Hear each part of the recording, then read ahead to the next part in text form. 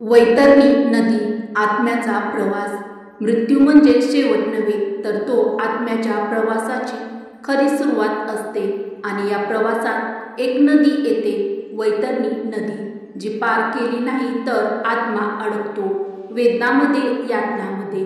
कशी दिसते ही नदी, कोणती शिक्षा मिळते आणि मुक्ती कुठे मिळते, हे सगळं आज आपण जाणून घेणार आहोत, गरुड पुराण आणि अनुभवाच्या आधारावर. अध्याय 1. वैतरणी नदी म्हणजे काय?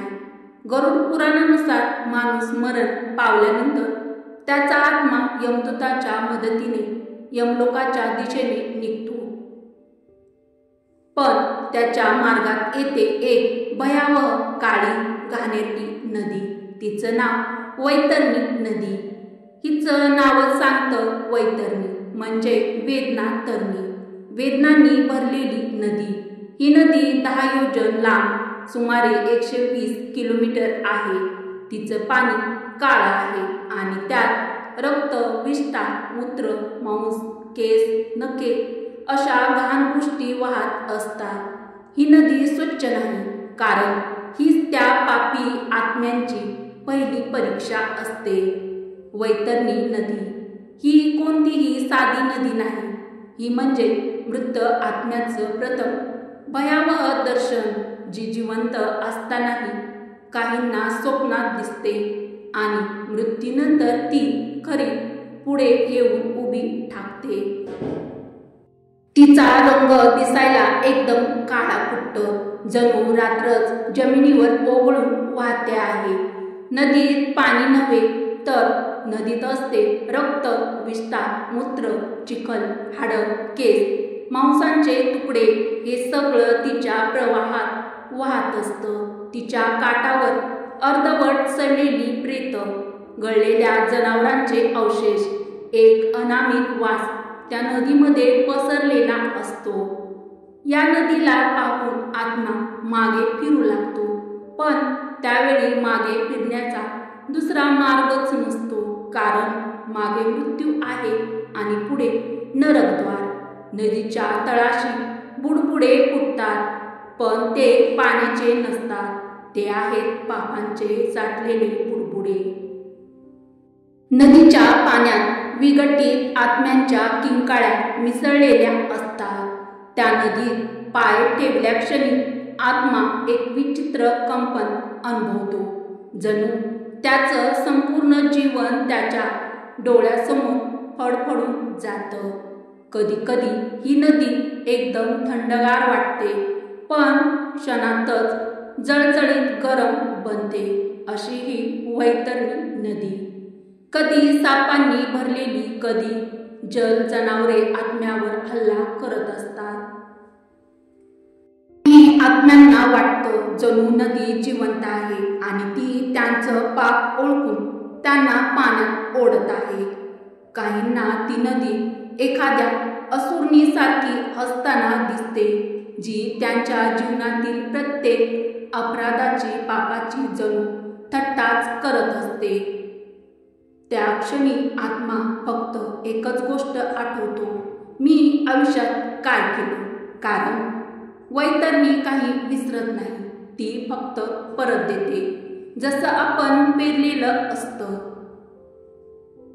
गरुड पुराण सांगतं की ही नदी दुःख स्वप्नासारखी दिसते. तिच्या तळाशी बुडबुडे असतात. वर पृष्ठभागावर उडणाऱ्या चिखलाच्या फेकांनी आत्मा अडखळतो. या नदीत मृत प्राणी, साप, विंचवासारखे जहाल प्राणी आत्म्याला टोचतात. अनेक आत्मे याच नदीत अडकलेले असतात. काही मदतीसाठी हात मागत असतात, काही वेड्यासारखे किंचाळत देखील असतात. हे दृश्य इतकं भयावह असतं की सामान्य आत्मा पार घाबरून जातो. पापी आत्म्याला वैतरणी नदीत मिळणाऱ्या 7 भीषण शिक्षाचा थरकाप उडवणारा खुलासा. त्याच्या जीवनभराच्या पापाचा हिशोब सुरू होतो आणि सर्वात भीषण परीक्षा होते वैतरणी नदीत. पुण्यवान आत्मा तिला पार करतो, पण पापी आत्म्याचं काय? त्याला या नदीत मिळतात 7 सतत भयंकर आणि वेदनादायक शिक्षा, ज्या ऐकूनही आपल्या अंगावरती शहारा येतो. अध्याय 1. पापी आत्म्याला मिळणाऱ्या 7 भीषण शिक्षांचा उलगडा. शिक्षा नंबर 1. जिवंत सापांनी वेढलं जातं. वैतरणीच्या डोहात उतरताच पापी आत्म्याला असंख्य साप विळखा घालतात. ते साप म्हणजे त्याच्या क्रोध, लोभ, वासनांच्या प्रतिकात्मक शिक्षा. ते शरीरात शिरतात, काट्यांनी चावतात, त्वचा फाडतात. आत्मा ओरडतो, पण कोणी ऐकत नाही, कारण तिथे दया नाही, फक्त असतं ते त्याचं कर्म. शिक्षा नंबर 2. विंचवाचे डंख. नदीच्या तळाशी हजारो विषारी विंचव असतात. त्या आत्म्याच्या डोळ्यात, तोंडात आणि जननेंद्रियावर डंख मारतात. ही शिक्षा त्याच्या वाईट नजरेची, दूषित वासनांची आणि स्त्री अपमानाची सजा असते. प्रत्येक डंख त्याला त्याच्या पापाची आठवण करून देतो आणि तो वेड्यासारखा किंचाळतो. शिक्षा नंबर 3. रक्ताचं आणि विष्ठेचं पाणी प्यायला लावणं. तर त्या वैतरणी नदीचं पाणी फक्त काळं नसतं, ते रक्त, विष्ठा, मूत्र आणि मृतदेहाच्या अंशांनी बनलेलं असतं. पापी आत्मा तहानलेला असतो, पण जेव्हा तो पाणी प्यायला जातो तेव्हा त्याला घाण, सडलेलं आणि रक्ताळलेलं पाणी प्यायला लावलं जातं. हे पाणी प्यायल्यावर त्याला ओंकारी जळजळ, छातीत आग होते, पण थांबता येत नाही, कारण त्यानेच आयुष्यात अशुद्धता पसरवली होती.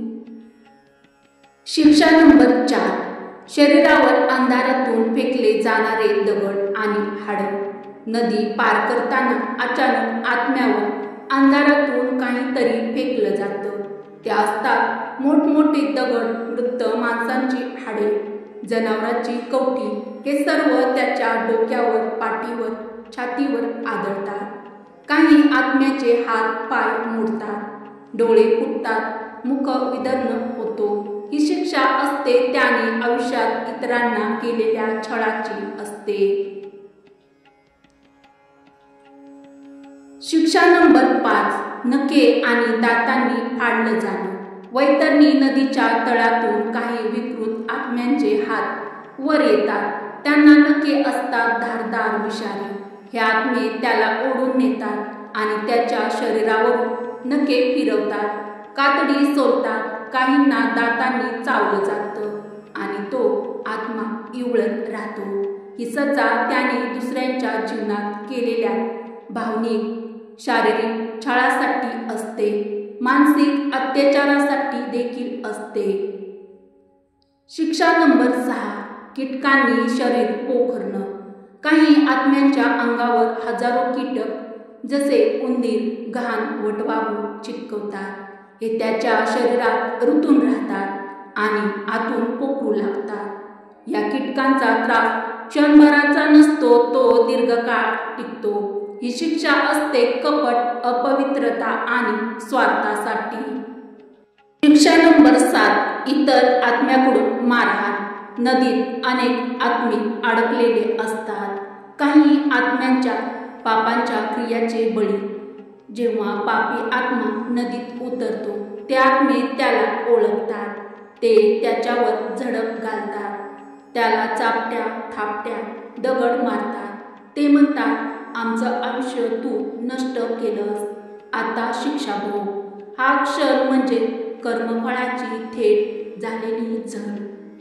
ही शिक्षा शारीरिक नाही, ती आत्मिक वेदना आहे, कारण मृत्यूनंतर देह नसतो, पण वेदना मात्र तशीच असते. त्या क्षणी आत्मा फक्त ओरडतो, मला क्षमा करा, मला माफ करा. पण तो आवाज देवापर्यंत पोहोचत नाही, कारण तो देवरूपी नव्हे तर पापरूपी आत्मा झालेला असतो. मित्रांनो, या शिक्षांनी घाबरू नका, तर सावध व्हा. आयुष्य खूप सुंदर आहे, ते शुद्ध आणि सत्कर्माने जगा, जेणेकरून वैतरणी नदी ही नदी वाटेल, शिक्षा नव्हे, आणि मृत्यूनंतरही आत्मा मुक्त होईल. या विषयावर तुमचं काय मत आहे ते मला कमेंटमध्ये नक्की सांगा. जय श्री हरी विष्णू. व्हिडिओमध्ये पुढे जाण्याआधी एक लाईक नक्की करा. अध्याय 4 पुण्य आत्म्याचा अनुभव. ज्या आत्म्याने जीवनात सत्कर्म केले, गरिबांना मदत केली, वडीलधाऱ्यांची सेवा केली, निस्वार्थ देवाची भक्ती केली, अशा पुण्य आत्म्याचं काय? अशा पुण्य आत्म्याला ही वैतरणी भय वाटत नाही. गरुड पुराणात असं म्हटलं आहे की तुलसीदल, गायत्री मंत्र, पिंडदान, गंगाजल, दानधर्म यामुळे वैतरणी नदी पार करणं पुण्य आत्म्याला सोपं होतं. काही आत्म्यांना ही नदी फुलांनी भरलेली वाटते, जणू ती त्यांना तारणारी वाटच आहे. अशा पुण्यवान आत्म्याला गरुड पक्षी घेऊन जातो वैतरणीच्या पार एका नव्या प्रवासाच्या दिशेने. तर पुण्य आत्म्यासाठी एक लाईक नक्की करा. अध्याय 5 वैतरणी पार केल्यावर काय होतं? वैतरणी नदी पार केल्यावर आत्मा यमाच्या दरबारात पोहोचतो. तिथे चित्रगुप्त त्याचे कर्मपुस्तक म्हणजेच त्याचा लेखाजोखा बघतात आणि त्याचं कर्मपुस्तक उघडतात आणि त्याच्या जन्मभरातील पुण्य पाप याचा हिशोब मांडला जातो. तेथून आत्म्याला 2 रस्ते मिळतात, एक स्वर्ग आणि दुसरं नरक. हे त्याच्या कर्मावर अवलंबून असतं. काही आत्म्यांना वैतरणीचं दर्शन हेच मोठं शुद्धीकरण ठरतं, कारण तिथेच त्यांचं मोह देहाभिमान संपतो. अध्याय 6 वैतरणी टाळायची असेल तर काय करावं? वैतरणी नदी टाळता येते, पण त्यासाठी जीवनात आपलं वागणं सुधारावं लागतं. दररोज गायत्री मंत्र म्हणणं, दररोज तुळशीचे पूजन करणे, दररोज गंगा स्नान करणे किंवा गोरगरिबांना दानधर्म करणे हे अत्यंत महत्त्वाचं आहे. आपल्या आईवडिलांची सेवा करा, सत्पात्रांना अन्नदान करा, धार्मिक ग्रंथाचं वाचन करा. यामुळे वैतरणी स्वतःच शांत होते. मृत्यूनंतर आपल्या नातेवाईकांनी तर्पण, पिंडदान आणि श्राद्ध केल्यास आत्म्याला वैतरणी पार करणं अत्यंत सुलभ होतं. म्हणूनच म्हणतात, मृत व्यक्तीसाठी पिंडदान केलं नाही तर त्याचा आत्मा वैतरणीत अडकतो. यासाठी जीवनात आपण काय करत आहोत, कोणते विचार करत आहोत, हाच आपल्या मृत्यूनंतरच्या प्रवासाचा आरसा आहे. वैतरणी नदी ही फक्त एक नदी नाही, तर ती आपल्या कर्माची परीक्षा आहे. तुमचं पाप जाळते आणि पुण्याचं पूल तयार करते. चला जीवनातच अशी कृत्य करूया की मृत्यूनंतर आपल्याला ही वैतरणी नदी आपोआपच पार होईल किंवा देव स्वतः हात धरून तुम्हाला वैतरणी नदी पार करून नेतील. जर तुम्हाला ही आध्यात्मिक माहिती आवडली असेल व तुम्हाला ही माहिती जर उपयोगी वाटली असेल तर व्हिडिओला नक्की लाईक करा. तुमच्या मित्र परिवारासोबत, बहिणींसोबत हा व्हिडिओ शेअर करा व कमेंटमध्ये हरी ओम किंवा स्वामी समर्थ नक्की लिहा.